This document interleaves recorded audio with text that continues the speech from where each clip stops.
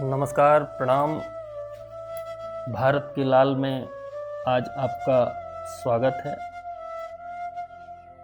आज की कड़ी में मैं अपने भारत के लाल भगवान श्री कृष्ण की मथुरा से द्वारका की यात्रा के बारे में आपको दर्शन कराऊंगा।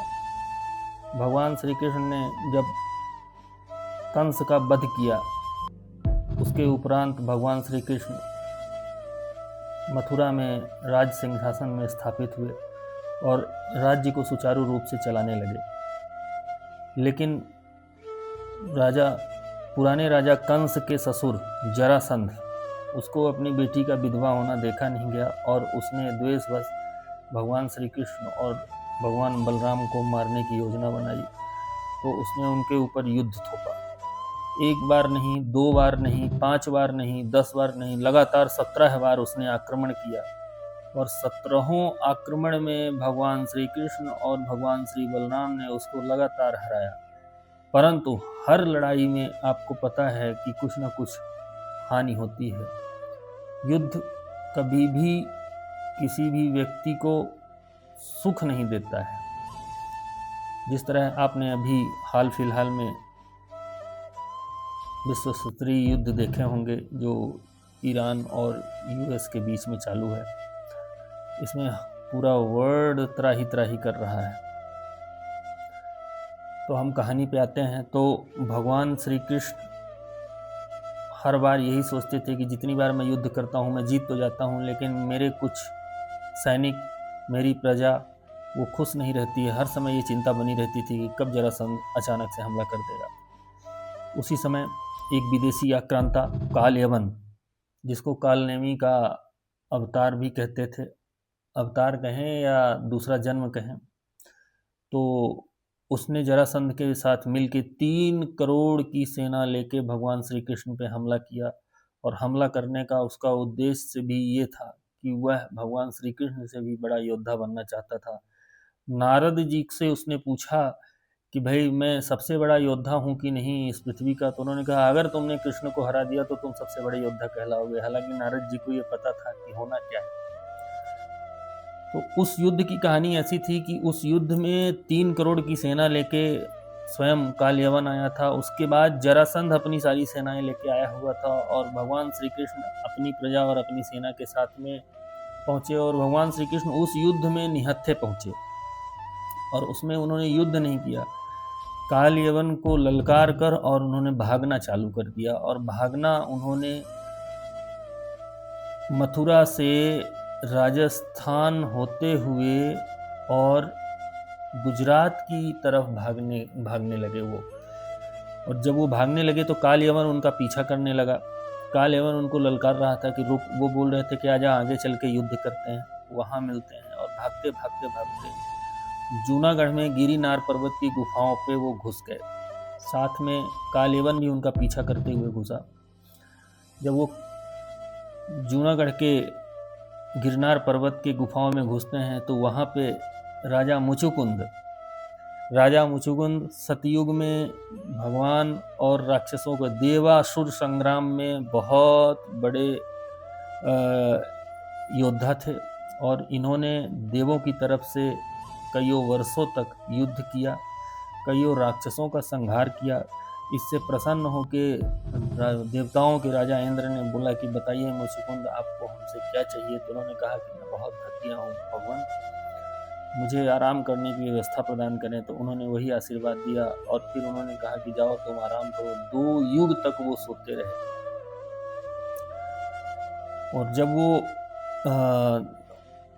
गिरनार पर्वत के अंदर भगवान श्री कृष्ण घुसते हैं और उनको तो सब पता था, वो स्वयं साक्षात विष्णु भगवान है, उनको तो सब कुछ जानकारी है। तो उन्होंने अपना पीताम्बर निकाल के और राजा मुचुकुंद के ऊपर उड़ा दिया और वो छिप गए। यहाँ से काल यवन उनको ढूंढता ढूंढता आया। उसने देखा कि अरे ये तो भागता हुआ यहाँ के थक के सो रहा है। तो खींच के उसने पैरों से प्रहार किया और राजा मुचुकुंद उठे और उनकी आंखों से निकलती हुई ज्वालाओं से काल यवन जल के भस्म हो गया, उसका वहीं वध हो गया। उसके बाद भगवान श्री कृष्ण अपनी सारी प्रजा को लेके धीरे धीरे होते हुए कच्छ से आगे बढ़े और फिर उन्होंने समुद्र देव से आवाहन किया कि मेरी प्रजा को सुरक्षित रखने के लिए एक ऐसा स्थान बताएं जहां पे किसी भी प्रकार के आक्रमणों को हमारी प्रजा का सामना न करना पड़े और हमारे प्रजा सुखपूर्वक जीवन यापन कर सके।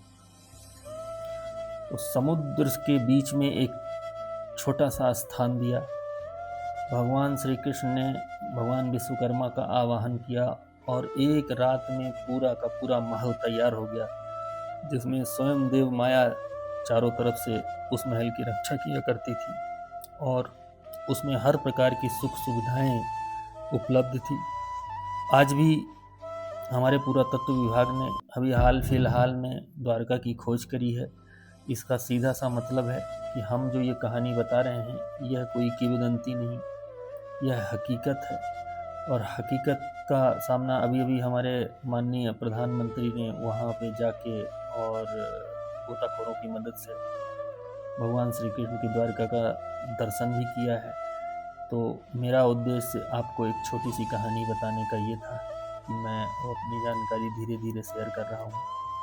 मित्रों, अभी हमारे देश के शिक्षा मंत्री ने अपना त्याग पत्र दिया है। त्याग पत्र देने का कारण था कि उनके कार्यकाल में कईयों बार हमारे पेपर्स, जो बच्चे हमारे छात्र छात्राएं अध्ययनरत हुआ करते थे, पूरी मेहनत करके और पढ़ाई किया करते थे, फिर उसके बाद जब परीक्षा की घड़ी आती थी और फिर पेपर आउट हो जाता था तो उनको बहुत ही मानसिक तकलीफ को सामना करना पड़ता था। पूरा परिवार दुख में रहता था। तो इसलिए मैं स्वयं भी उन छात्रों के साथ मानसिक रूप से था। चूँकि मैं किसी भी राजनीतिक दल का समर्थन नहीं करता हूँ, परंतु मैं इस वीडियो के माध्यम से कहना चाहता था कि मैं प्रधानमंत्री पद की गरिमा का ज़रूर समर्थन करता हूँ।